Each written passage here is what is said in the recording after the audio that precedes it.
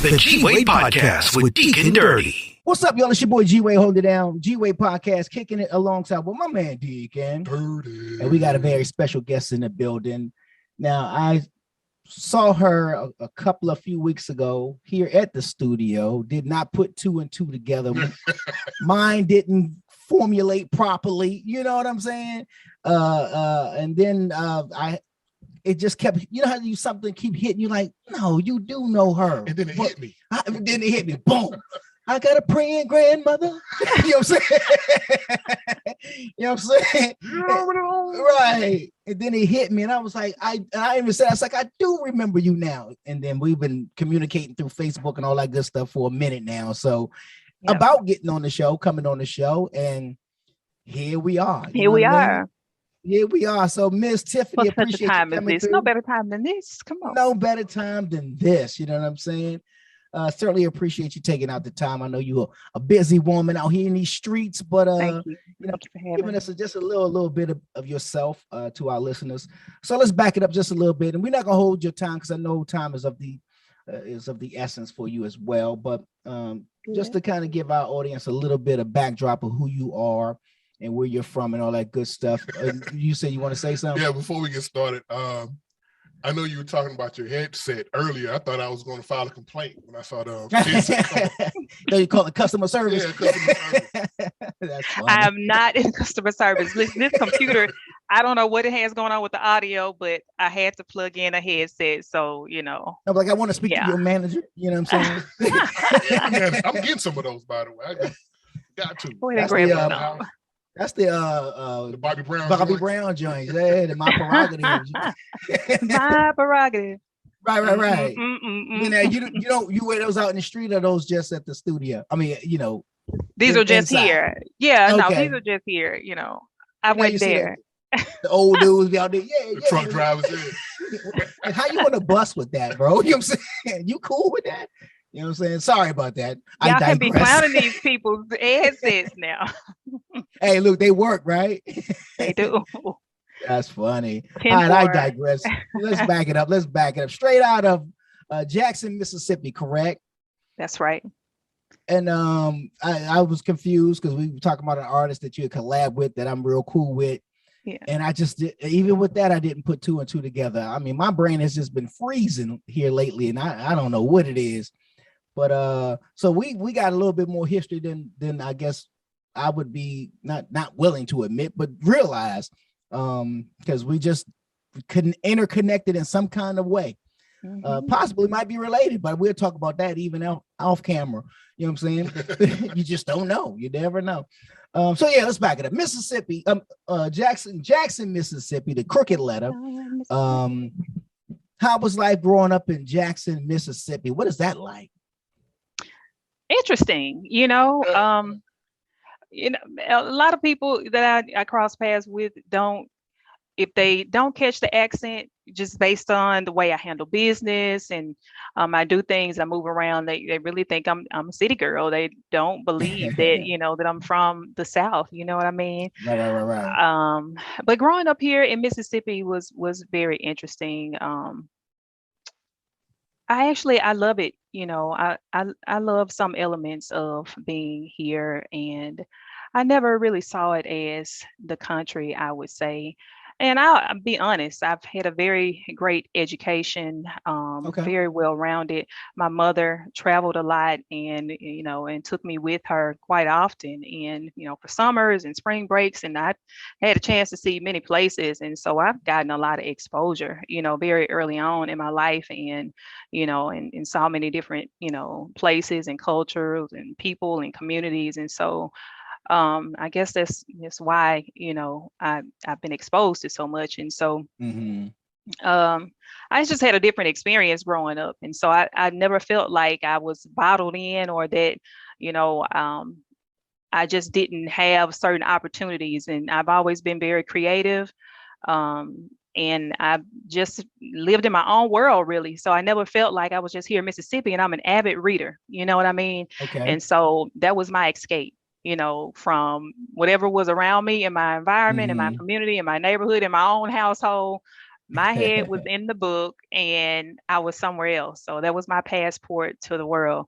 And so that was my Mm, experience growing up in Mississippi and, watching, of course, television and movies and all this different stuff. And so I mean, now I feel like I feel the pressures of Mississippi because I want to spread my wings. And even though I travel and I get to have those outlets, I can definitely feel the shift of when I come in from places like Chicago or Atlanta or California, and I'm crossing the Ross Barnett Reservoir, and I'm getting ready to land at the at the airport, and I'm like, oh my God, what am I still doing here?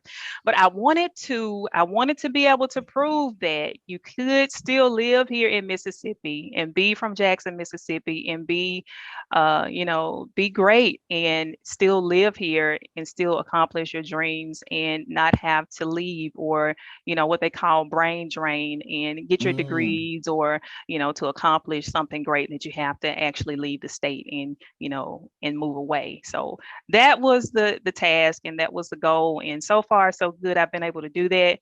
But I can't promise you that I'm gonna do it forever with next couple of years or so. I don't know. We'll okay. see what happens.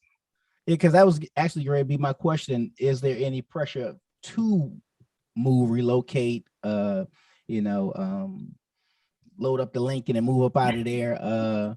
You know, or is it a small town feeling? Is that what that keeps you there? You know what I mean? I like the city.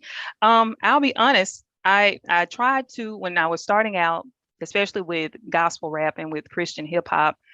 There were certain things that I was trying to pull together and get things done here, and it seemed like for about 3 years I was trying to get the stuff done.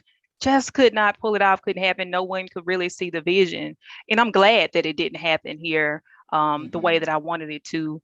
God pulled some things together, and I'll be honest, what I could not make happen here in 3 years, I came to Atlanta and it happened in 3 days and Mm, some. And God opened so many doors when I got there. This was back in 2016. He opened so many doors when I was there, got my wheels turning. I came back here to Mississippi and it gave me some things that I could start working on and doing as far as my branding and, expanding my horizons. I worked on those things. And when I tell you, I started modeling, I started acting. The next thing my phone was ringing, people were calling me, and I was on the set of, television shows and showcases, with major mhm. gospel artists, and it just went from there. It just went from there. Yeah, I call it now. Nobody can't steal this because it's mine. It's a chapter of a book that I'm writing in my head. It's called "Smell the Carpet." And what that means is, Elaborate, please. excuse me. I What that hope it's means not like is, the carpet in Olive Garden. I'm sorry. Y'all oh, bleep is that that out. that means something else. I I don't know love what. Olive Garden. Me too. Me too. I'm a fan. Well, it means like what you just said. You're home in your hometown, and it's not popping. You said mentioned 3 years, what you did in 3 days, more or less. It's like experiencing something. Like in other words, like I used to do freelance work in production, and you have the thoughts of what something would be like, but you don't know until you really experience it. And so it was during that freelance period, we were shooting in different mansions here in Atlanta, and it was where I started to see what the mansions on the inside look like. And I'm not talking about little homes, I'm talking mansions. Mhm. And it was like, and this thought just came to mind of, you don't know what it is until you smell the carpet. You don't know. It's like a new car smell. Like when you got a new Yeah. car smell, it's a certain smell that it just has. And you can trigger that smell at any time, or you can conjure that thought up at any time. And until you experience it, you can't conjure it up. So you come into Atlanta, whatever it is that you experience, you was able to take it back to Mississippi and be like, I can conjure that thought up Yeah. and that experience and get a feeling from it to make whatever it is you want to do happen. So that's become my interpretation of what I just said, which is smell the carpet. Oh That's yeah. just my, yeah, that's that smell the carpet moment. Yeah. So Little anyhow. whiff of it. Right. So now when you sitting there, you're like, I got to think of something. You can just recall that moment of being here in Atlanta and that thing that Mhm. popped off for you. And then it'll make you feel good, make you motivate, just makes you move a little bit different. Anywho, Definitely that's gave me a works for story to me. tell. I mean, There it it's been a is. blessing to me, and that has carried me for the last 6 years, and I don't Hmm. see it stopping. Yeah. That's what's up. So you got your bachelor's, BA is bachelor's, right? I'm a college dropout, so I don't know. A BA is bachelor's, right? BA In is a bachelor's. We psychology. have BS. Yeah, I have a BA in psychology. I have a master's in information science too. Wow. Now, Yeah. what is information science? Well, it's Is actually that library. technology? Is actually it can be. You can do, be in the technology field, or you can be in the library. You can be in any information setting. Gotcha. Yeah. Okay. What made you pursue that? Well, I was at a point in my life, and I'll tell you this story. Listen, so many supernatural things happen to me. I live in the supernatural. I can tell y'all so many stories. You're like, what? Like God really does things like that these days. He really does. So I graduated. I was first generation, in my family to graduate Right, with a right. bachelor's degree. That's Um, what's up. and I had been in a really horrible car accident, like, right when I was in college, right before I got that Mm, degree, and severe traumatic brain injury, spinal cord injury, all of it. Like I was in a coma, for a couple of wow. days. Yeah, God healed me from that. And so anyway, I walked and everything, and I started working for my parents' nonprofit at the time. Just to give myself, a chance to finish recovering and all of that, and really just decide on what I wanted to do.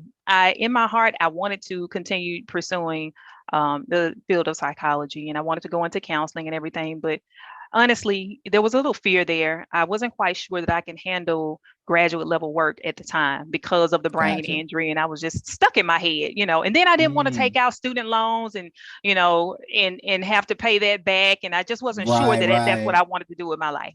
And so one day I was kind of complaining a little bit, and it was storming outside, and it was night, and the lights had blown out, right? All the Mm-hmm. power was shut off and everything.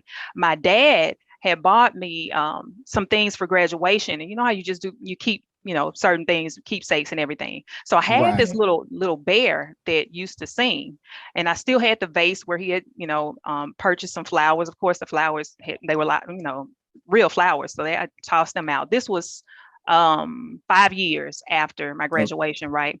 So I had the Okay. bear sitting in the vase, and of course the battery had died in the bear. The bear sung the pomp and circumstance song, the graduation song.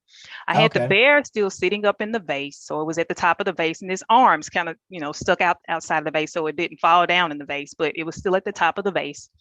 And I had it sitting on. I was in my apartment. I had it sitting on the top of the shelf in my living Mm-hmm. room, just sitting there in the dark, had candles lit on the table. And I was, just complaining about, well, I need to go back to school, and I just don't know what I want to do. I don't want to take out student loans and all of that.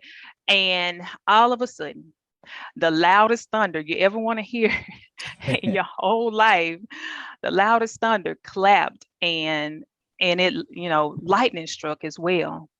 And when Mm. that this bear was dead now, I'm telling you, the battery was not working in the bear anymore. This was 5 years after the graduation.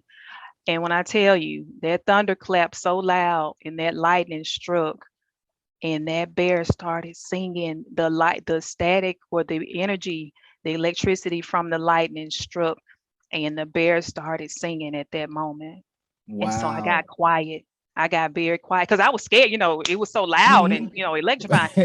I, mm, Yeah, right, So I'm right. I quiet. feel I you. didn't complain. I didn't discuss it anymore. I didn't talk because my grandmother always said, and in the South, like God is doing his work, just be quiet anyway. Let him do. Let him do. But listen, I didn't complain no more because it freaked me out because the bear is singing and I know the bear is dead, right? The battery's Right, dead. right. So I didn't complain about it no more. I took that as a sign. The very next day when I went into the nonprofit, when I went to work, someone passed me some information about this scholarship at the University of Southern Mississippi. It was for the graduate program for the School of Library and Information Science. It was a full scholarship. It was a Mm. paid internship.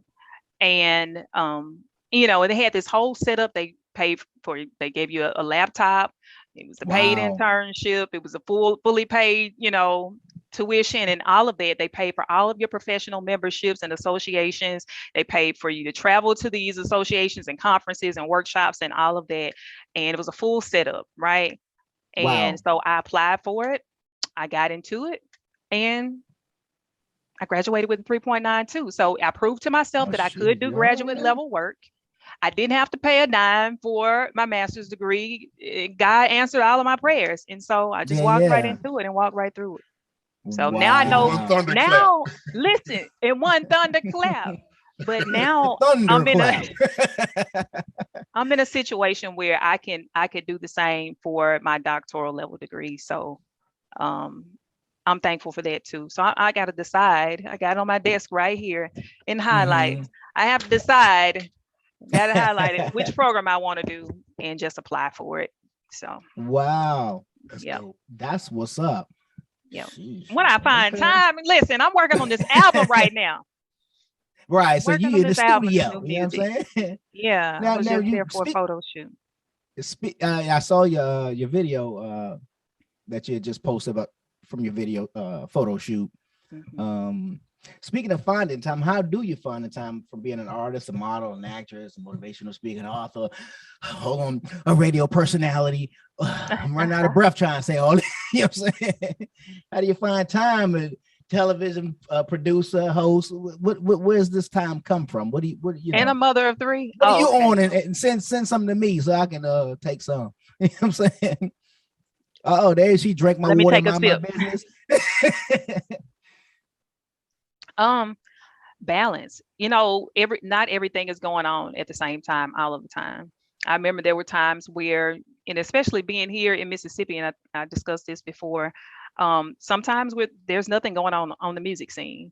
And so I may be touring in the schools and reading to children or to classrooms. So my book may be popping, and sometimes I'll perform at the schools and do, mini concerts there as well. And so I'm reading and, doing music there.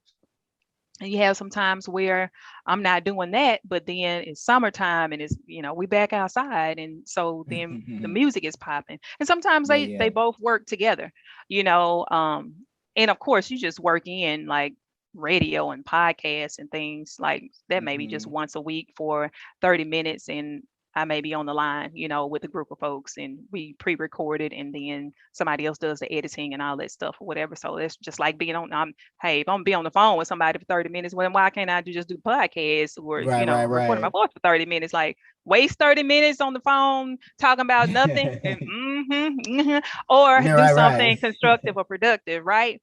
It's just about managing time and staying on top of stuff, being proactive.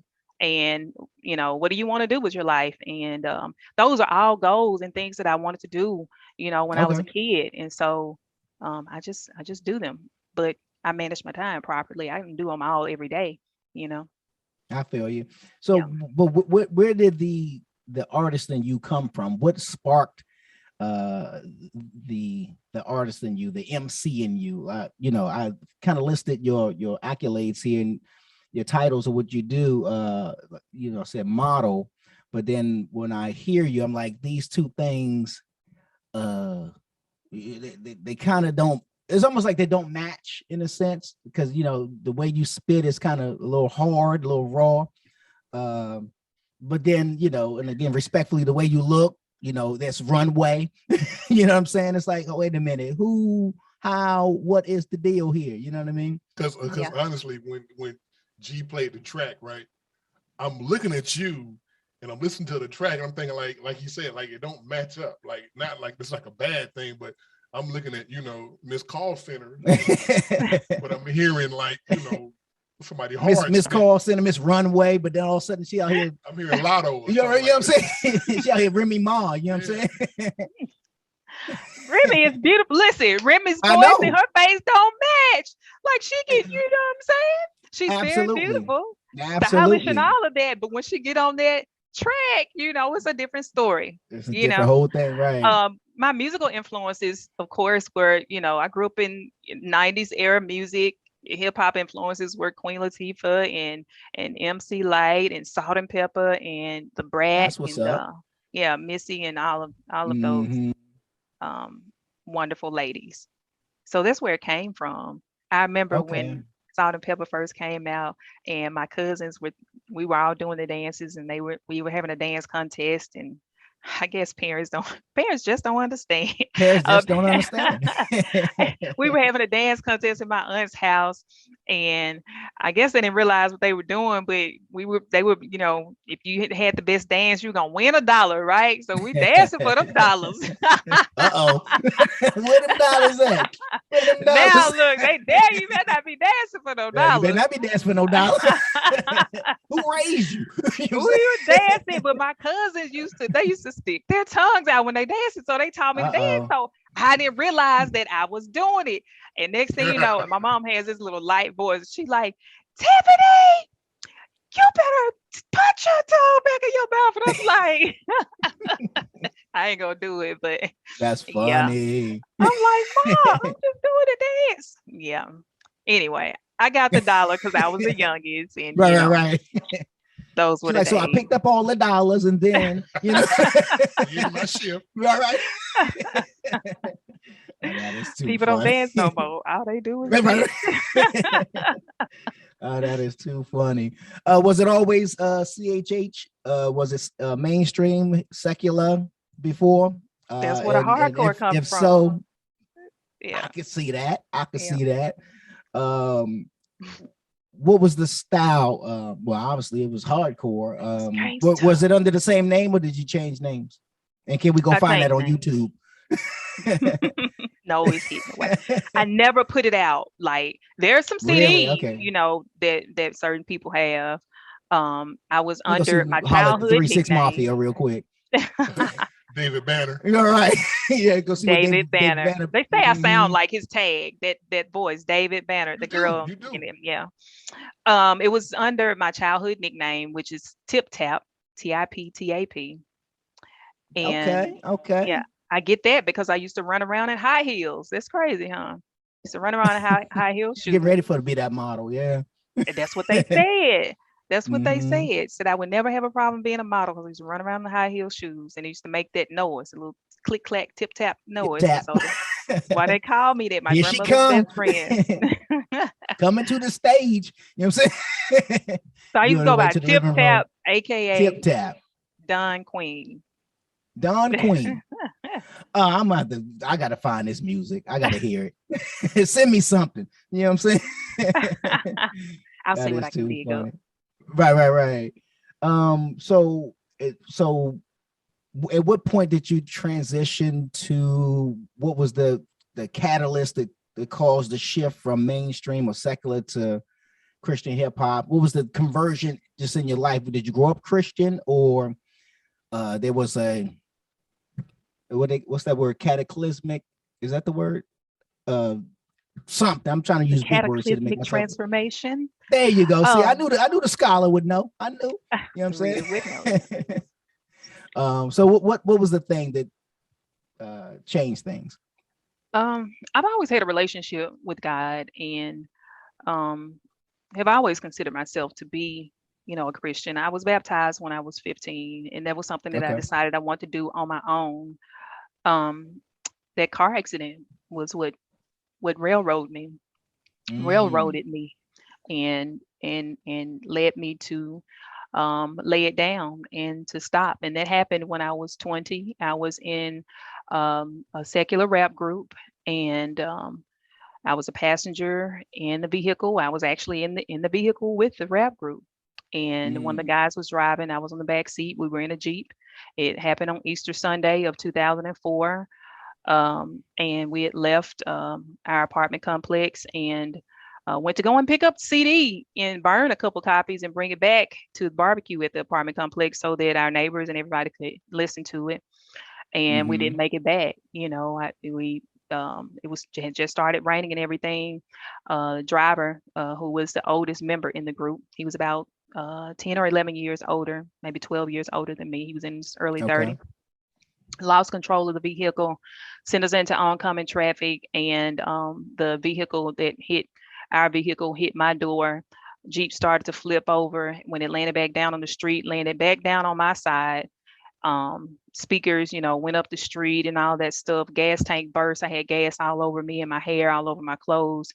Fire department said we were blessed that it had just started raining because the tank would have ignited, we've been on fire. Wow. I was unconscious, and one of their classmates, people started pulling over, and one of their classmates from high school saw them, decided that, he was going to pull over and ask them if they were okay. And they told him that I was in the car and asked him if he could climb in and pull me out because they were trying to, and they were just in shock and they were weak and they couldn't. Yeah. Whole time, the driver had left the scene of the accident. He got out, Oh, wow. he kept saying, she's dead. She's dead or whatever. He was scared. So he left. Other two guys stayed around, with me the entire time. Their classmate climbed in, put me over his shoulder, and, carried me over the hood of the vehicle because it's turned over on the side. So I'm still in there on Right. the street. He carried me over over the hood of the vehicle. And they said that I walked, across the street, but I don't remember that. And I just remember the raindrops hitting my eyelids and it kind of kept me awake. It was like waking me back up. And then all Okay. of a sudden I had like this out of body experience. And I remember like seeing myself, and I had asked them to lay me down. I do remember asking them to lay me down in the grass, and they did. And after that I was gone. Wow. The next time I woke up in the ambulance when the paramedics were strapping me down, putting the brace on my neck and strapping my Hmm. body down and everything. And they said that I became very belligerent. I was warlike, like I was fighting for my life, and that I had started speaking in tongues. And I kept saying, "The Lord is my shepherd." I kept reciting Psalms 23. And I had never spoken in tongues in my life before ever. And I didn't grow up in a household where there was something that we did at all. Hmm. My friend, my cousin had invited me to one of her friend's house years ago. And I believe either they were Pentecostal or Kojic or something. And her mother did it, while we were there for that weekend. And that's the most experience I'd ever had with it. And for them to say that that's what I was doing in the back of the ambulance. And so I know it was God, it was Holy Spirit. They took me up to the hospital, got in contact with my mother. She had a discussion with God on the way up there, and God told her that when she got there, it was going to look pretty bad. But that I was already healed, that my body had to catch up to the healing, but to just remember Hmm. what he said. So she gets there, they take her to the quiet room, nurses, doctors, tell her that, the next 15 hours is going to be very critical. They expected for my brain to swell. I had a 360-degree fracture around my entire skull. My brain was bleeding. Wow. Both of my eardrums were burst. My right jaw was fractured. My small intestines were torn. I had 3 compressed vertebrae in my lower spine. Mm. Yeah, my ribs were fractured, like my lungs were bruised, and I was on a ventilator. I was in a coma and wasn't breathing on my own. And they just kept telling her for 3 days that I was clinically brain dead because I wasn't responding to anything. No, they were shining lights in my eyes. My pupils weren't dilating. I wasn't responding to Hmm. sound, to touch, or to anything like that. Whole time I was in there, I thought I was dreaming because I used to have these experiences, and y'all may have had it before, like sleep paralysis when I was growing up, and Hmm. you're trying to yell out and everything, but you know Right, you're awake right. and no sound is coming out or whatever. Hmm. And so I thought I was having one of those again, but I learned to call on Jesus, and then I would, that would break it up off of me and I could wake up. And this time I Hmm. was doing it and it wasn't happening. So I started questioning God and asking God, where am I? Like, why am I not waking up? And God allowed me at that moment to hear the monitors in the room because, mind you, they had my eyes taped down, they had my body strapped down in this intensive care unit. And so Hmm. even if I did wake up and want to open my eyes, I couldn't because they were taped down. And my whole body is strapped down, and I have all these tubes down my throat and everything. So I Mm. couldn't move anyway, even if I did wake up. Right. Hmm. And he allowed my ears to open because I had like fluid coming off my brain and blood coming out of my ears and everything.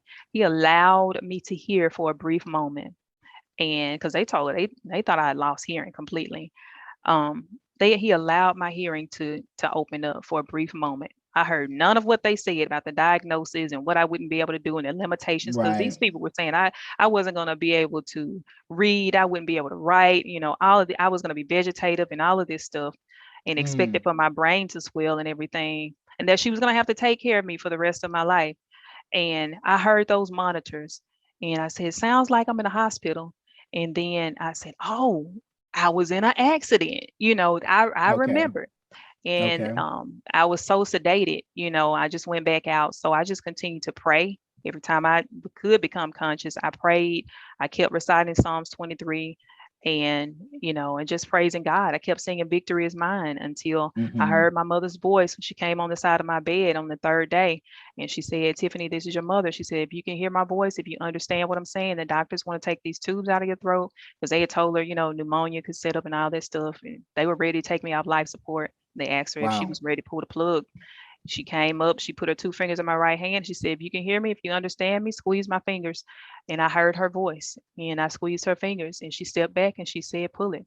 And they did. And they pulled it out. I started breathing on my own. I went into Wow. recovery. I went home on Mm. her birthday, 10 days after being in the hospital and them saying Sheesh. I was clinically brain dead. I went home in 10 days. Let me ask you this question, because you hear stories of people, and this didn't happen to you in this regard, like dying and coming back and that sort of thing. But let's speak about being in the coma. Like, what is that feeling like? Because you seem like you were cognizant of things. You know what I mean? So, is the feeling like a frustrated feeling? Are you trying to move extremities? What's happening? Are you just are you in a dark room? Is it? You know what I mean? Like, what's that experience like? I did actually have an experience where I believe I did cross over because God showed me a place. He showed me a land, and I've talked about this before. You see light, I saw light. I saw there was this open field. The colors are very, very, very vivid. Mm-hmm. Um, um, Shapes are very vivid, sharp. I can't even explain what our natural eye sees is very Mm-hmm. dull compared to what I saw. Everything is just very clear cut, concise, like very sharp, very vivid, Mm. very magnified. And he gave me instructions at that time. He showed me all of this stuff, everything that I'm doing now, all of these platforms, what he was going to use me for, how he was going to raise me up in leadership, and he was going to use me for a time such as this. Right. All of the different platforms, even the music. He was going to use me to lead a generation. He was going to use me to even lead my family, in a certain way, in a certain aspect. He showed me Mm. these things, and it took me 9 years in the natural to catch up to what God had done. 'Cause I just stopped Yeah. writing completely, stopped writing music completely. It wasn't until 2013, that happened in 2004. It wasn't until Mm-hmm. 2013 that I caught up to what God had told me back Yeah. then. Yeah. Like, okay, that's what you said. Now I remember, and now it's time. But no, Mm. you at a rest. It's not frustrating.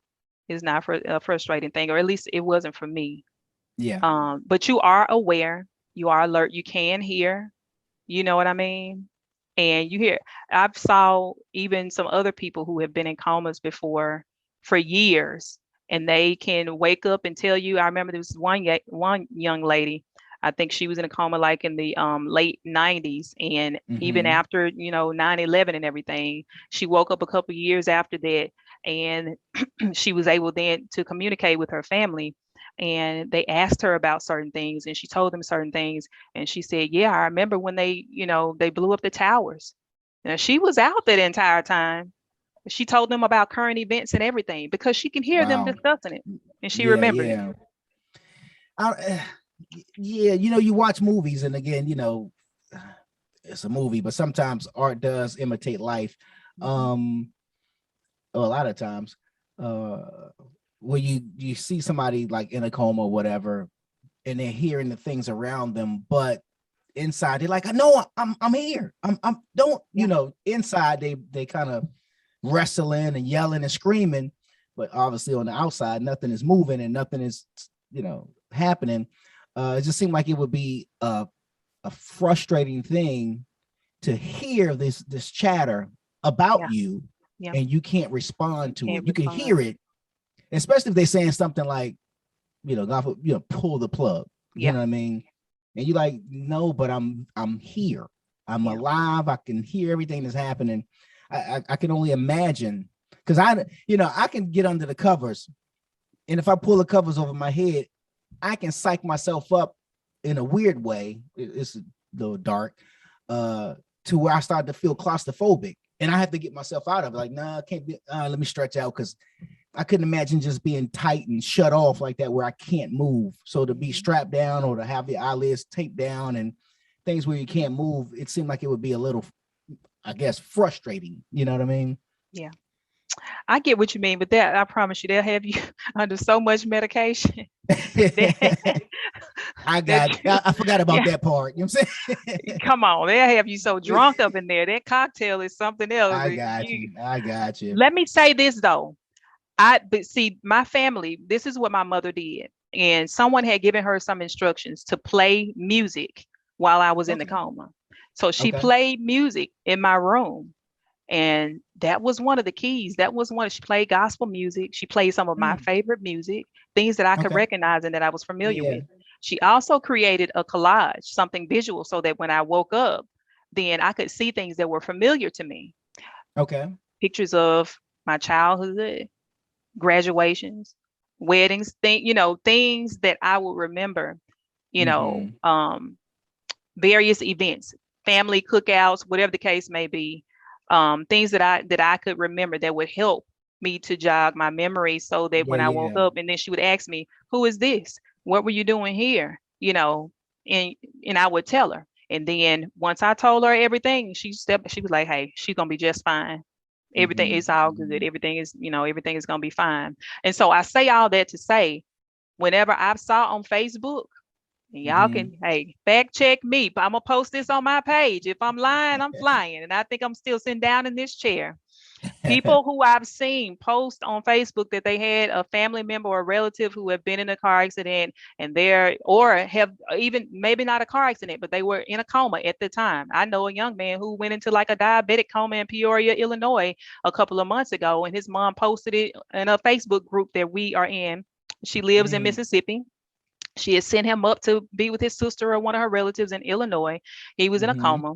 And I've given this instruction to her and to several other people before. I told her, I said, follow these instructions. You can follow them to the T. I instructed her, get music, play the music. This is what you do. Take a radio, small radio or something, and the hospital will respect your religious affiliation and your religious, preferences. Right. Put a small radio in the room or whatever you can, something that can play that music continuously. You can turn it down softly enough to where they can hear, because even if they're not conscious, and the eyes aren't open, the ears can still hear. Absolutely, right? Spirit can still hear. And even if they're not able to communicate with you, they can still hear. Take that radio, put it in the room, whether it's a CD or an FM or AM station that plays gospel music, put it on and play it continuously. And let that music continue to play. I don't know what it is about the music in the mind, and I say gospel music, there's something that's playing scripture, read scriptures, let them hear familiar voices, talk to them, let them hear familiar voices as well, read scriptures, but play that music and continue to play it. And I guarantee you, for most cases, and within 3 days, that person is going to come out of that coma. Especially if you get to them right after the incident happens, they're going to come on up. They're going to come on up out of their coma. If you follow the instruction. And then, of course, faith and trusting and believing in prayer does help. But if you follow the instructions, it'll help. I can show you verified messages. It's going to help. As a matter, well, I ain't going to even talk about that situation, but okay, yeah. But if you're listening, if that happens to your family member, I'm not able to reach out to you personally, you have the information, and there you go right there. Wow. It's the music, and a lot of doctors not gonna tell you, but it's the music. It's the music. Yeah, that's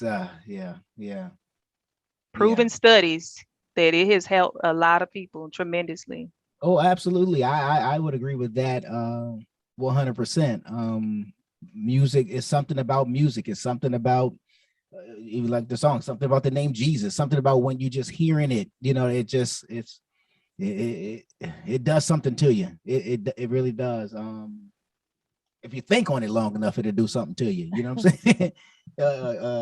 So now you during the healing process, how long does that take? When do you feel back 100%, or are you what I mean? Do you feel this? do you feel the same? You know, you get your car in an accident, you go put it in the shop, and you feel like it don't ride the same. You're like, oh, the car don't ride the same no more.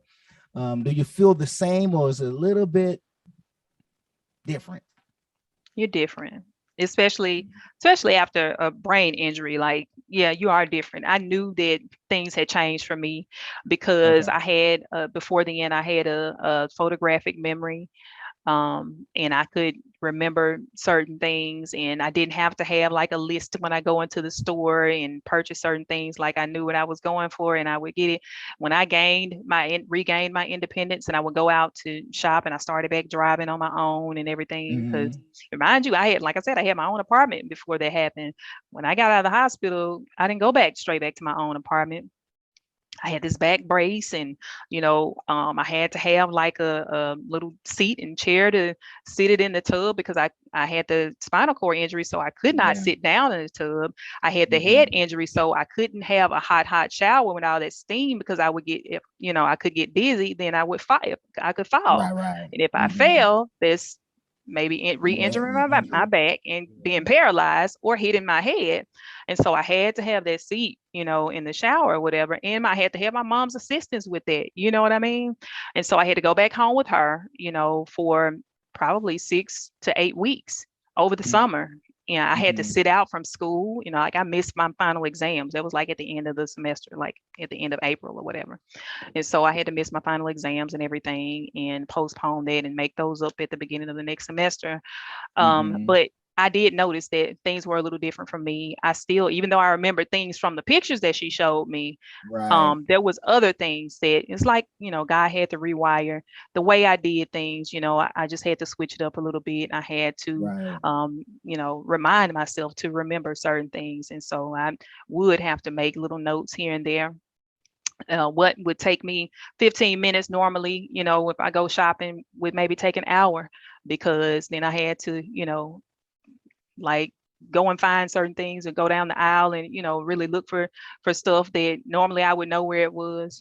I remember when I Right. would go up to the cash register and pay, once I could remember and get all the items, and I get up to the cash register, pay my money for them, and then I would walk off and leave the bag sitting there, and then the Mhm. cash register's like, ma'am, you leaving your bags? And I'm like, excuse me, my mind is somewhere else today.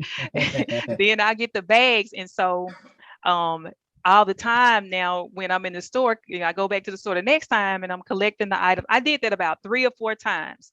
And Wow. Okay. I got really hard on myself after that. Uh-huh. And I'm like, can't keep doing this, because this don't make no sense. How you gonna go in the store to buy this stuff? See, in my mind, my goal was to remember the stuff, Right, right. because this Mhm. photographic memory that seemingly have lost its grasp and this hold on, like remember the stuff. And so once I started doing that better, um, then I done met my goal because I remembered all the stuff and I got it to the register Okay. to pay for it. Yeah, yeah, yeah. But then you walk off and leave it all. Like, girl, no, that ain't the work of the Lord.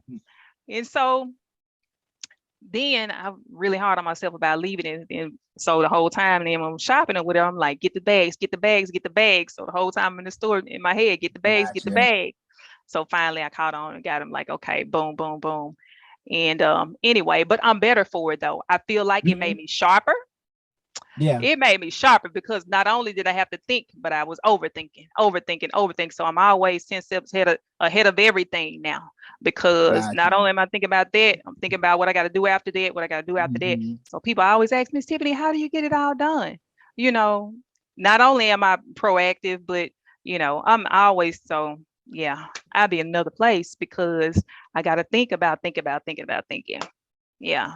So Okay. yeah, Yeah. Wow. Wow. Well, thank God. I mean, you don't look like what you've been through. nah. Had you not said it, I No would have not scars, known. no No. surgeries, none of that. Wow. Wow. Thank God good. You know what I'm saying? Yeah. So now you recovered. What's your first action? What do you do? Or do you go uh continue with music? Do you what's your move after that? Or you just slowly just taking one step at a time, one day at a time, just rebuilding life versus just trying to get your career back to back on track and all that kind of stuff?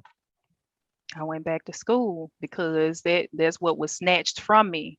And I felt like there was a plot Mhm. of the enemy because, like I said, I was the first generation That's in right. my family and that was during my junior year. I had one more year, and Gotcha. see, my mom attended the same college and she had gotten pregnant with me and then she had to go to work, and so she didn't get a chance to finish at the time. Hmm. And Hmm. but she continuously went back to school and worked, and so she just had a few more credits to finish, but she had not finished, and so I was the seed, I was the one to break the cycle, right? And then for that to happen to me, and then for my brain to be injured, I feel like there was an attack of the enemy, and so in my head was, nah, I can't let this happen, like I'm the You one that let them set the win. bar. Yeah. Hmm. And so and what was even more challenging was, in order to get the release to go back to school, I had to be evaluated. I had to go to a neuropsychiatrist and have them release me to go back to school. Now, so I was real smart though. I would, and so when they asked me certain questions and they showed me certain pictures, because I was a psychology major, I had already studied, I had a course on Hmm. testing, testing standards. I remember Gotcha. in the book on testing standards, it talked about how tests sometimes weren't fair. Because if you show a child in the South a picture of a house with snow on the top of it, they may not know what it is because it doesn't Right, snow right. often here. So if I've never seen a heap of snow on the top of the house, I might not be able to answer this question.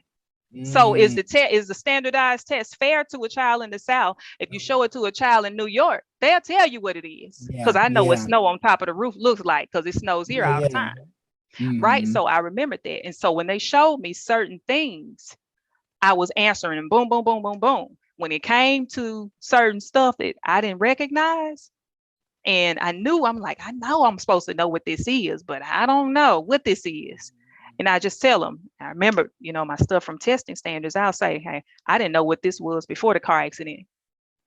Yeah, You know what I yeah. mean? I didn't know what this Gotcha. was before the car accident. So you can't Hmm. test me and measure me on this and say that this, because I have a brain injury, I don't know what it Yeah, is. yeah. I didn't know Hmm. what it was before the brain injury. Before that, right. So I passed the test. They cleared me to go back to school and said she's fine, whatever. So I went back and I made straight A's when I went back. I Wow. was good. I was straight A Mm-hmm. student before, but Mm-hmm. surely when I went back, I was good. I took classes that were art classes, something that was creative, that I could Mm-hmm. enjoy and have fun with. It allowed me to Yeah, paint and do yeah. certain things. I had enough credits for everything else, and of course I did my research and my senior paper classes and all of that, and my Mm-hmm. final psychology classes, and knocked it out the park. I graduated magna cum laude. So, Wow. yep, Wow. Looking graduated good. at the top of my class in the top 5%. That's what's up. Well, congratulations on that. Let me ask you this. Explain this to Well, me. what can I ask? Oh, Can I sure, ask a sure, question? sure. Okay, looking back now that you're fully recovered, Uh-huh. uh, not to My back dwell on still be that. hurting a little bit. Oh, they didn't give me enough insurance money. Okay, go ahead. I'm sorry. I mean, do you feel like the accident happened for a reason? Oh yeah, I knew it was gonna happen. Ever since I was 8 years old, I knew it was gonna happen. Wow. What was this premonition?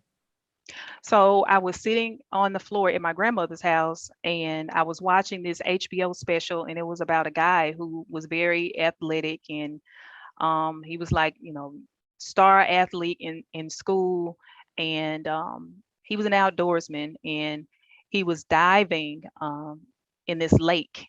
His family had this lake where they had, they used to travel and go these different places and ski and Aspen and all these different things. And he was diving, and he hit a shallow spot, and they showed all these different medals and these accolades and stuff that he had acquired from these different sports and everything. And he was very active, but he hit a Mm-hmm. shallow spot. And when he took the dive, he hit his head, and he was paralyzed.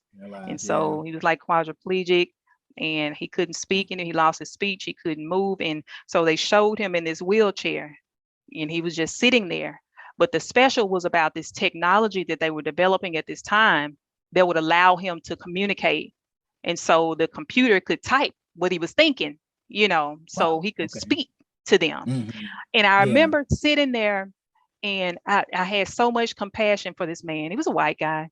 I had so much compassion for this man, and my heart just went out. I was just 8 years old. My heart just went out to him, and I felt so bad for him because I thought, wow, how could you be so talented and so outgoing, and then all of a sudden you And can't sudden move this at happens. all. You trapped Yeah. inside your body, and Wow. look at all the things he did, and now he can't do anything. And I said, well, at least they're trying to help him. And then I heard this voice that said, one day you're going to be in an accident. It was almost like a whisper, Mm. almost like, somebody say I should listen to my first mind or something. It was almost like my own mind saying or remembering or telling me, that this was going to happen to me. And I heard it. It said, one day you're going to be in an accident. And I talked back to it. Like, Mm-hmm. I said, well, I'm not going to be like him. I'm going to walk again. That's what I said. I said, I'm not going to be like him. I'm going to walk again. And I Wow. never forgot it. I never forgot it. And 12 years later, it happened. But you know what the Wow. crazy part about it was? It was Easter Sunday, like I said, and of course, Good Friday is before that. And Mm-hmm. so I had a basketball class that Thursday, I believe, that Wednesday or Thursday. There was a student teacher that was teaching the basketball course because our coach had went on. I was just taking a basketball course. I didn't play basketball, guys. Although it's my favorite sport, I can play a little bit though. All right. Um, he had taken like a sabbatical or something like that, and so he had a basketball player, a student who had graduated, to come back and fill in for him. And she wasn't really doing what she was supposed to be doing. She was really, like kind of fraternizing with some of the other students. And I had spoken Mm-hmm. out on it and said something to her. And I don't think she liked it. Mm. And so I started running, up and down the court and running some drills with some of the other guys, students. We just started, playing basketball. I noticed her and two other girls, and they were standing off on the sideline and they were talking to each other. Didn't like what I felt coming from the energy. I'm real sensitive in spirit now. I Yeah, always yeah. have since I was like 3. I've seen some Mm-hmm. stuff. And I didn't like the energy that I felt coming from the little huddle that I saw. But yet I was watching them outside of my eye, and I still was dribbling and going down the court and playing and stuff or whatever. When we left and dressed out and got our clothes back on, when we left, I was commuting. I had my own apartment or whatever. I went back out to the parking lot. One of the young ladies that was huddled with her, um, from the Delta part of Mississippi, like Greenville, Greenwood, she was walking out with me, headed back to the dorms because she stayed on campus. She Mm-hmm. said, all right now. Um, most people will say, I'll see you next week, happy holidays and all that. This girl Right. said, all right now, don't go have no accident or nothing. And Mm. so she said it. She said, don't go have no accident or nothing. And I was like, accident? I was like, girl, you crazy. I was like, God, I was getting in my car. I was like, accident? I was like, what you mean, accident? And I was like, God got this. And so I Right, sat right. in my car. I stayed there for a second because Mm-hmm. and my grandmother's apartment was right down the street from the school. So whenever between classes, I always went to my grandma's house every day. Mm-hmm. And so Mm-hmm. I was headed there then. And that was my last class for the day. I was going to go over there and help her dye Easter eggs and all that stuff. And so I sat there for a second and I kept hearing her voice, the girl's voice. And I was like, what the, why would somebody say something like that? And I was like, I started pleading the blood of Jesus while I was holding on to the steering wheel. And I prayed, and then I said, let me go on. So I pulled off and I went on to my grandmother's house. As I was she was in there cooking already, preparing, chopping onions, green peppers, and all of that stuff. And I was just really quiet. Like I was disturbed, honestly. I really was, even though I had pled the blood of Jesus already and everything. And so I have I have visions and stuff and all that stuff. I have premonitions, open visions sometimes. And Mm-hmm. so my cousins, my smaller cousins, they're in college now. They were over there and they had already started dyeing like Easter eggs and everything. And so I started helping them. So I'm standing up at the table and all of that. They run around and playing, but I'm just a little quiet. I'm still interacting with them, but I'm doing that. And then all of a sudden I have this open vision. It's almost like I'm in like Jerusalem or something somewhere. And Mm. I start to see the structure like it's almost like a hotel with the flat tops. But I guess it would be like the dwellings and how the homes were back then, but it was like a community, like a village in a way.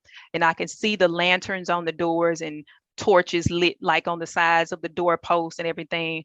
And I could see the blood over the doorposts, the cross, blood. And so I remember when I was little, my mom used to tell me about the Passover. And I said, I'm the firstborn child, right? And so I remember about the Passover and about the firstborn child and how they get to follow instructions and put the blood, over the doorpost and everything.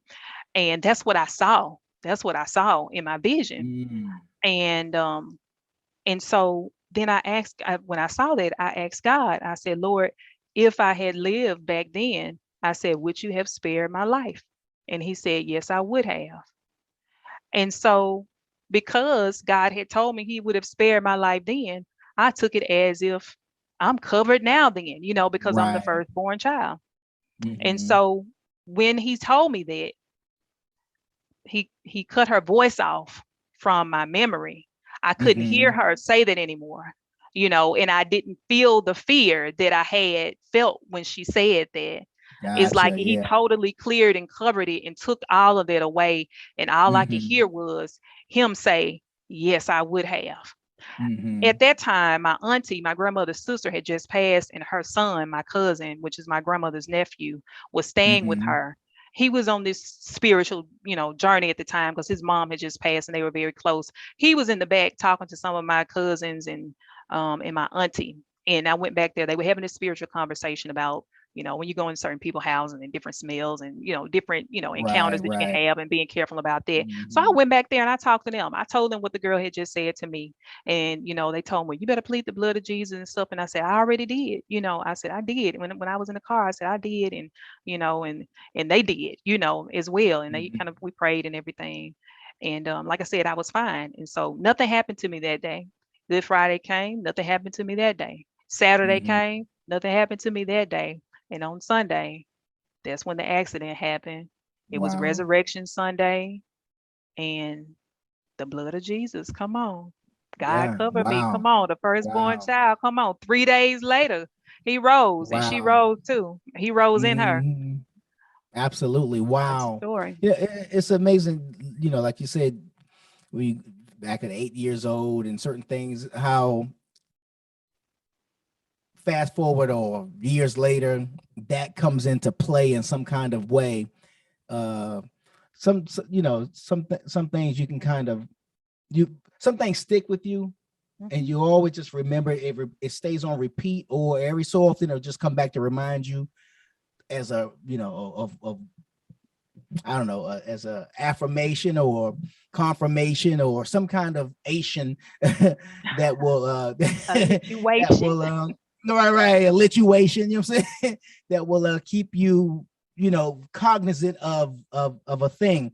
Now, when she said that over the course of those 3 days, did you just stay cognizant of that? Did you drive different? Did you okay, let me just make sure, stop at this stop sign, look left and right and left again? I mean, you know what I mean? Did you just say, I got to stay on my P's and Q's? Because that just was a weird thing to be said to me for no reason. You know what I mean? When I laid my head on the pillow, I was like, no, nothing happened to me today. I made it through this day. And like I said, God had erased her voice. At some point, he took that away from me. But I know every night, when I laid my head on that pillow each night, when I made it through, I was like, God kept me today. He kept me this day. I made it through this day. Nothing happened. So it was like negating the enemy's voice that, through her each time. But I can say it was a forewarning, though. She wasn't all the way, even if it was the enemy that was speaking through her, even if it was, hey, I can appreciate it in a way, because it gave me something to pray for and to pray about. Right. Yeah. It gave me something. It didn't just, God didn't allow it to sneak up on me. Look, all things work together for the good of those who love the Lord and are called according to his purpose. Because that's very random for somebody to say something like that. That's almost like you going on your own way. Somebody's, hey, watch your back. You're like, yeah. What? Like, why would you say that to me? Right? Yeah. Yeah. I'm like, what happened to have a good weekend, a happy holidays? I'll see you Be next blessed, week. you know what I'm saying? Look. Right. Yeah. Wow. That's interesting. Very interesting. I want to ask this question. I wanted you to explain what this meant, because I'm not from Jackson, Mississippi, so I don't know if that's a phrase or a term that's used there. I'm not But what from does here either. what does hippos downtown mean? My book, my little Right. cute book.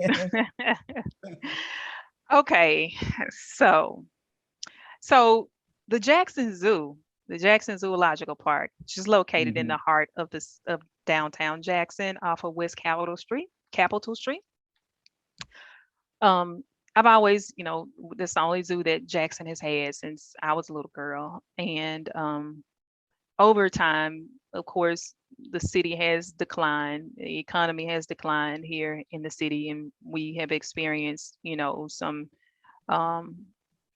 economic turmoil and downturn here. And I love my city, and our current mayor, Mayor Shokwe Lumumba, his father was mayor before he passed away, quite some time ago. And he had this vision, he had this plan for economic development and community development, and it included the Jackson Zoo.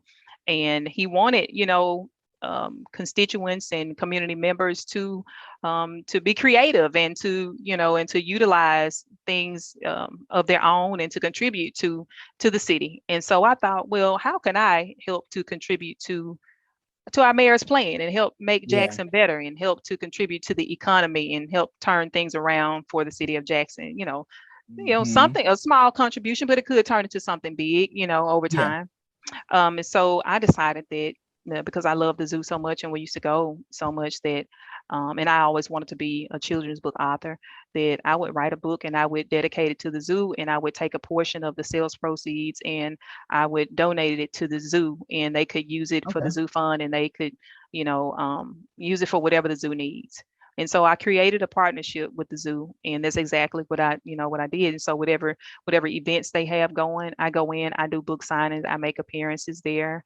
Whatever sales I make, I donate a percentage back to the zoo, and they take it and they use it for zoo funds. They buy, food for the animals or whatever they may need. But there's a hippo exhibit in the very back of the zoo. And I remember when I was little, sometimes we walk the whole zoo and see all the animals, and the hippos exhibit is long, like a mile or two or something or whatever. And by the time you walk the rest of the zoo, nobody want to go back there where the hippos are. Poor hippos. So I said, let's bring the hippos to the forefront. Let's let them, even escape the zoo and come out of the zoo, and let them take a tour of downtown Jackson and all of the attractions, the museums, the Mississippi State Fair, City Hall. Let them go and explore. So I've added street names and different monuments and historical aspects of downtown Jackson throughout the book. You'll see real, structures in the book and everything.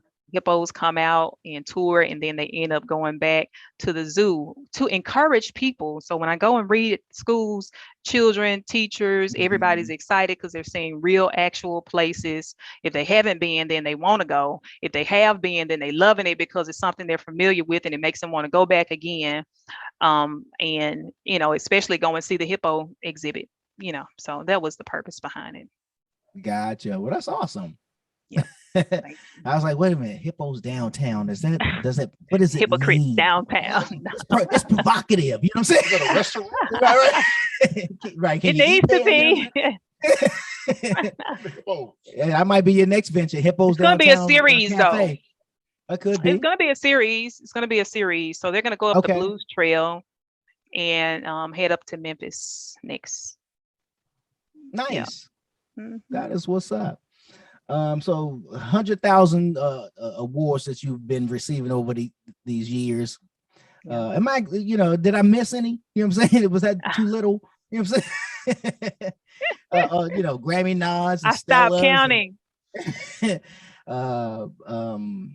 What has been your of it all? What has been your biggest I guess say accomplishment or the thing that you hold dear to you through it all?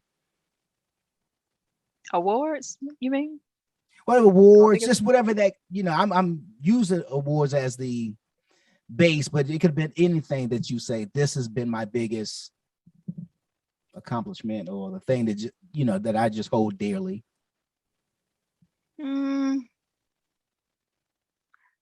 you know, I don't know. Cause you know what? I told somebody the other day about the awards and stuff. Cause I've been getting awards and things since I was in preschool and through like elementary and middle school and high Mm-hmm. school and college and everything. I think I may have gotten a little desensitized a little bit to Mm. because I'm an overachiever. And so once I get it, I be moving. I don't even spend time to celebrate. I move It's on on to to the like what's next. next. Mhm. Yeah, and Yeah. I gotta stop Yeah. doing that. But I really, really, truly do appreciate. I appreciate making history at the Stellars, being the first solo female rapper to get the official Stellar nomination and breaking that glass ceiling and opening that door after them, Mm-hmm. being the 34-year history in Yeah. 2019. Being able to accomplish that, I think it was a great thing. It opened, a lot of doors, and that was on my first EP. You know what I mean? My first release, and being able to do that was great. And of course, I've shared with how Empire, that opportunity manifested with my Right. mother calling me in season one, telling me to watch the show for 3 weeks. And I was so hard up at, I'm at Bible study on Wednesdays at 7 p.m. And I'm not watching the show. And she kept calling me, telling me to watch it because she thought it would help with my music career. And I finally watched on a Saturday, I watched the 3 episodes back to back. And then I had this open vision again. And I call her and I say, "Hey, I'm gonna be on this show." And she's like, "Well, yeah, anything is possible." I said, "No, I had a vision. I had an open vision. I'm gonna be on the show." And I just saw Uh-huh. myself on stage with Terrence and Taraji, and I'm gonna be on the show. And she continued to further encourage me about it. And then 2 years later, in season four, I get a call from the owner of the casting agency in Chicago, and boom, I'm on the show. Mm. In 2 different episodes. And final episode, I'm standing just like I saw in the vision on the stage with Terrence and Taraji. So though for me, seeing the visions that and the dreams that God give me come into fruition and manifest, those are for me the biggest accomplishments because it lets me know that I'm connected to God truly, and that He's not a man that He should lie, and that He really Mm-hmm. cares for me, that He really is concerned about me, that He really does have His hand on my life, and that He favors me, and that He is going to lead me and guide me, and take me all the way, and that He is in control, and that He's the master of my fate and of my soul. Like, and that He sees me, you know what I mean? Like, He hasn't taken His hand off of me, and that He has raised me up and anointed me for such a time as this. Like, for me, that's the big thing. All of that other stuff that comes along with it, that's God. The Yeah. nominations, Yeah. the awards, the winnings, and all of this, even the shows, yeah, movies. I'm in a movie now. That even was God. I didn't even make the audition and got the lead Who- role. What's the Like, movie? Is it it's called out now or they're trying to premiere it in July. So it's in post okay? production now. Nice. And we filmed it here in Mississippi. I was on tour. I was in Canada and in Detroit, Grand Rapids, Holland, Nova Scotia. I was out. They had the audition. I had been praying to God. I said, Lord, I've been traveling all over the United States. I've been in Canada, and I really want to work at home. I've been all these different places, and it put me in the Mm-hmm. red. Man, I ran this credit card up. I need you to pay it. I just want to work at home. I And feel you.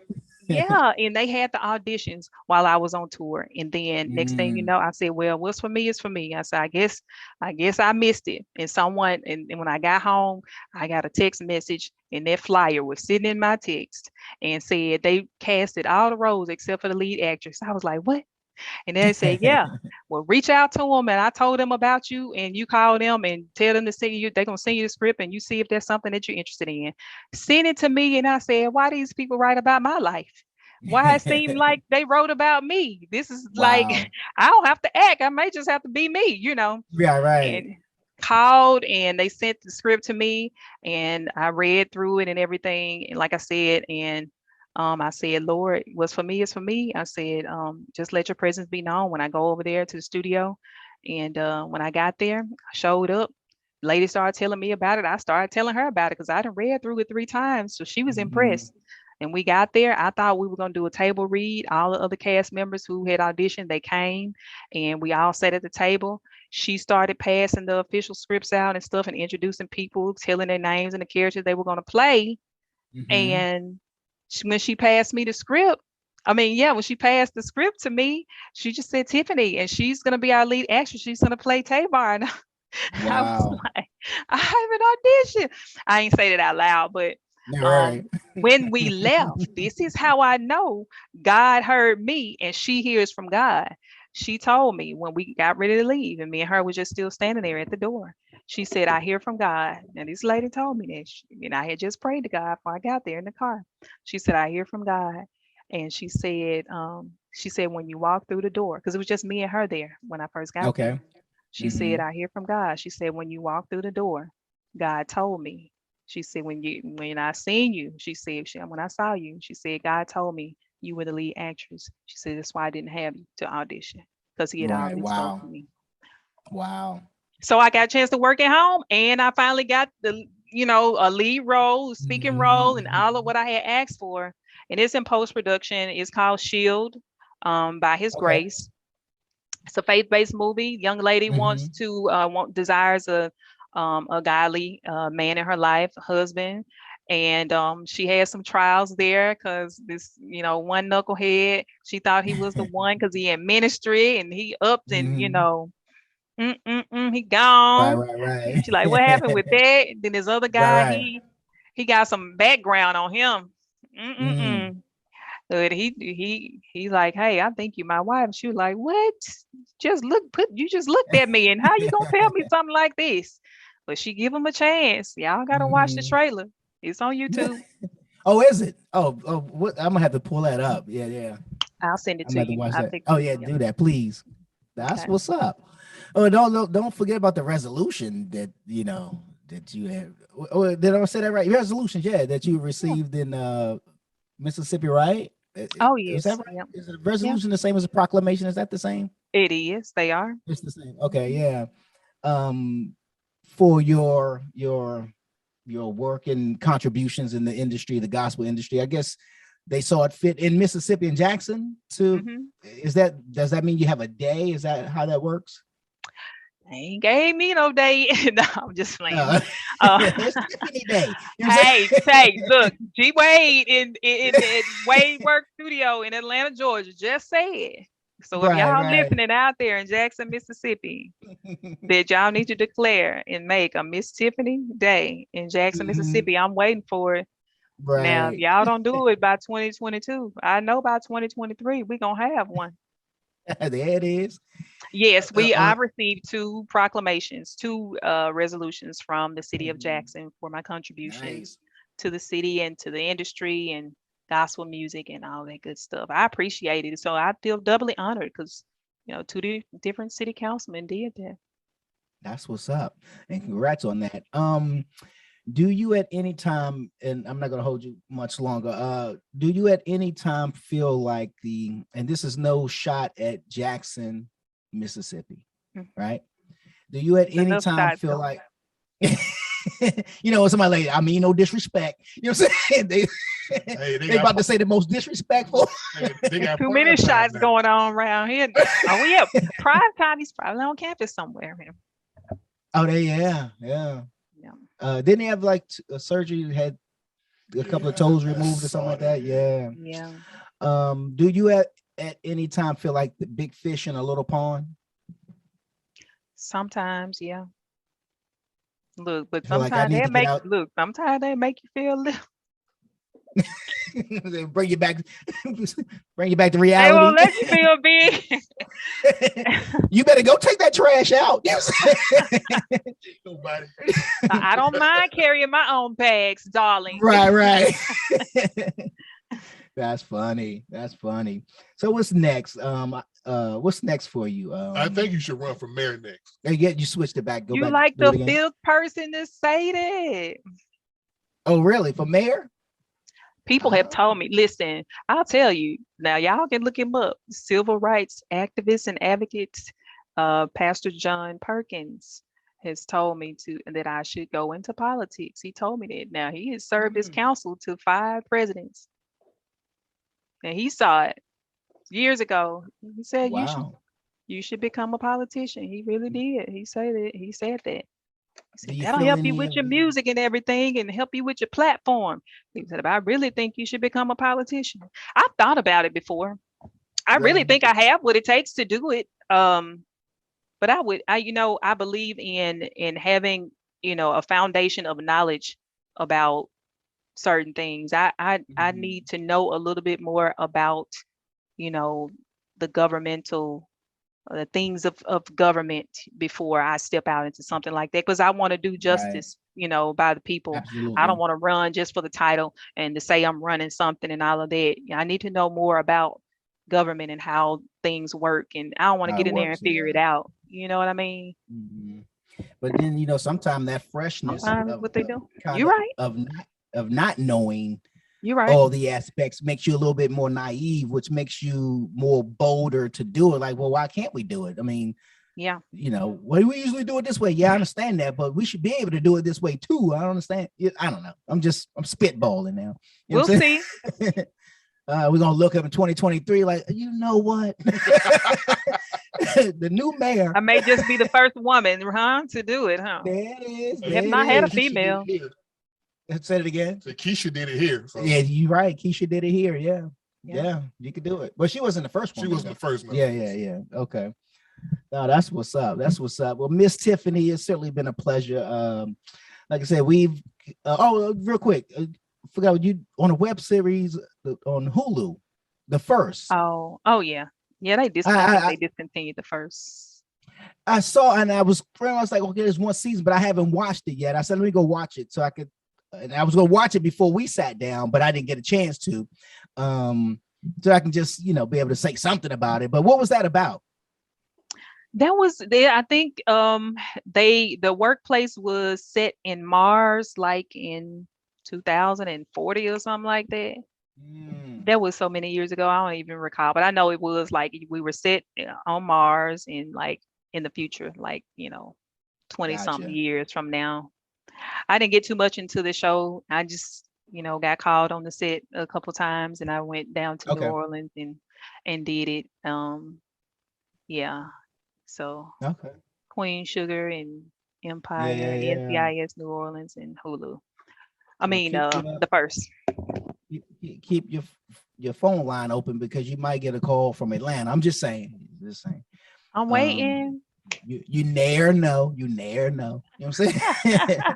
So what's next for you? What's happening? What's on the horizon for Miss Tiffany in 2022? Because the year has just begun. It's still young. So we got 9 more months to go. What's popping? We're ready to kick this new album off. I have a few more songs to finish recording. Just got that photo shoot, popping in ATL. And so we're going to release, those images in a short while and get some PR going and get those out there and see what happens from there and get a couple campaigns kicking and movie work. We're going to be doing that, putting some promotion behind that and everything. So that's going to be my 2 major, babies, big goals for this year and going over into next year. And, I think it's so many other things that's going to surround that and come from that I can't even tell you. Like, I don't even want to put any real, put my mouth on goals right now, because I just, God is going to flow, and I don't want to limit it by my little mouth. Let's not forget about the mayoral. How you say mayoral? I can't even say the word. Campaign. You got to get the peacock mouth going. Mayoral. Mayoral campaign. Don't forget about that now. You know what I'm saying? Well, that's what's up. Now, so what can people find you, your website, your social media, and all that good stuff? So you can find me fastest on social media and engage there on Facebook, Instagram, Twitter, YouTube at Official Miss Tiffany. That's OFFICIALMIZ TIFFANY. And then, of course, on my website is www.miztiffany.com. Tiffany.com, and you can connect on social media there as well. Hey, I already got your campaign slogan. What is that? Make a diff, vote for Tiff. That's hot. And you got to do like this when you do your speeches. Your hands got to be like this. They always, the thumb, right. There's always the thumbs. That's funny. Make a diff. Now I got to go write some bars for my campaign. You might. There you go. Come out spitting. You know what I'm saying? Rapping mayor. You come out spitting, you're gonna change the whole game. They don't know what's gonna hit them. You know what I'm saying? You may be right. That is too funny. That's what's up. Well, again, certainly appreciate you hanging out with us, kicking it with us. This has been fun. Like I said, you don't look like what you've been through. God is good. I'm excited about all the things that you've done and that you're planning on doing. And it's bright future. Bright future. Thanks. Yeah, it's your boy G-Wade holding it down, and I'm kicking it alongside with my man Deacon Dirty. Y'all know what it is. Hey, what's up, y'all? It's your boy G-Wade holding it down, and I want to thank you all for tuning into this episode of the G-Wade podcast. Now be sure to subscribe to this channel. Click that notification bell to stay up on all the latest videos and content that we post. And we just appreciate everything. Oh, and don't forget to follow us on Facebook and Instagram at G-Wade Podcast. Tune in.